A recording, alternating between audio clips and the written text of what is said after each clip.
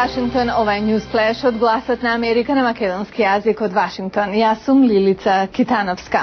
И веднаш на почетокот за вестите што прават наслови денеска од светот.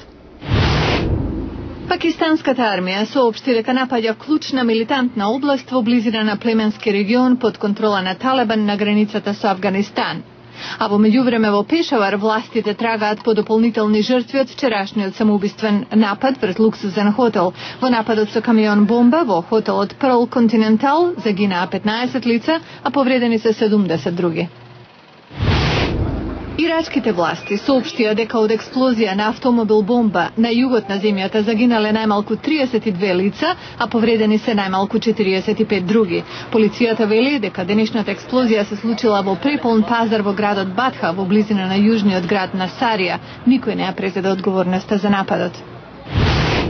Дипломат, близок на разговорите во Обединетите нации, вели дека Советот за безбедност се очекува многу брзо да гласа по резолуција, што е одговор на севернокорејскиот подземен нуклеарен тест. Средбата во полн состав е закажана за утрово.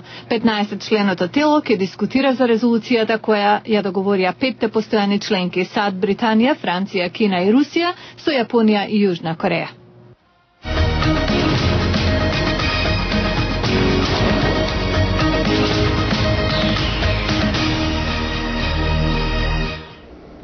Неколкумина млади парламентарци од Македонија деновиве се во Вашингтон, која е целта на нивната посета и со кого се сретнаа, ке чуеме од прилогот на колегата Јане Боаџиевски кој разговараше со нив.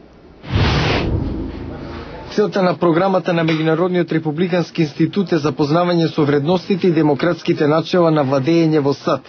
Пратеникот од ВМРО ДПМН е директор на партискиот центар за комуникација Илија Димовски. Вели дека со колегите од двете најголеми политички партии во САД разговарале за односот на законодавецот кон електоратот и како тоа да се напреди во Македонија. Оваа посета е добра поради тоа што група на млади пратеници од сите политички партии ќе имаат можност во пракса да видат како функционира американската демократија и на државно и на на федерално, на државно и на локално ниво. Христина Рунчева од ВМРО ДПМН со 23 години е најмлада пратеничка во Собранието на Република Македонија. Имено имавме добра прилика на денешните средби со конгресмените да разминеме позитивни искуства на начинот на кој што овдешните представници на граѓаните функционираат и како ги застапуваат интересите. Драго ми е што имавме прилика да се сретнеме со конгресмен кој што во времето на неговиот избор бил токму во истата позиција како јас, најмлад во сопствениот состав и кој што наоѓа соодветни начини и механизми како да пристапи до граѓаните и како да го распределат правилно своето време, истовремено да бидат присутни и во законодавниот дом, меѓутоа и на терен помеѓу своите гласачи, помеѓу своите бирачи. За Александар Спасеновски од ВМРО ДПМН е била корисна паралелата меѓу функционирањето на американското општество и организирањето на политичкиот систем од една и истите македонски односи од друга страна.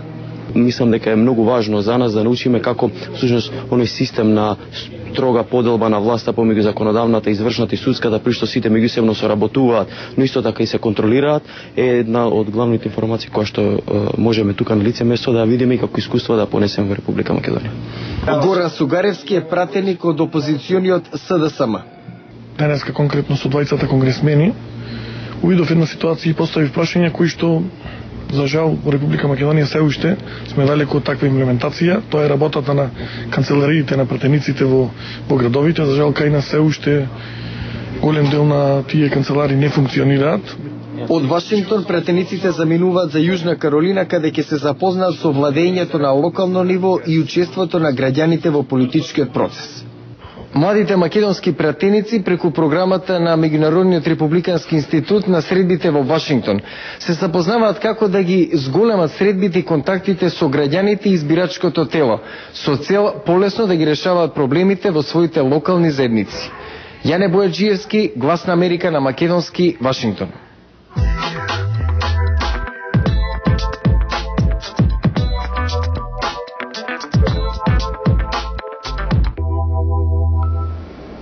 Депресијата е ментална болест што се карактеризира со недостиг на енергија и со тага. Но депресијата исто така е и водечка причина за неспособност за работа и за 850.000 самоубиства годишно. Една студија за која ќе зборуваме во приложение се фокусираше на тинејџерите и како тие можат да избегнат болеста. Депресијата може мощно негативно да влијае на младите на тинејџерска возраст. Can affect their school, their relationships with да влијае на успехот во училиште, на односот со пријателите, да го зголеми ризикот од самоубиство и да создаде проблеми со алкохол и дрога, вели Джуди Гарбер, психолог на Универзитетот Вандербилт. Таа ги представи резултатите од најновата студија посветена на тинејџерите и депресијата на конференција во Њујорк. Таа вели дека болеста од која страдаат многу возрастни обично почнала на млади години.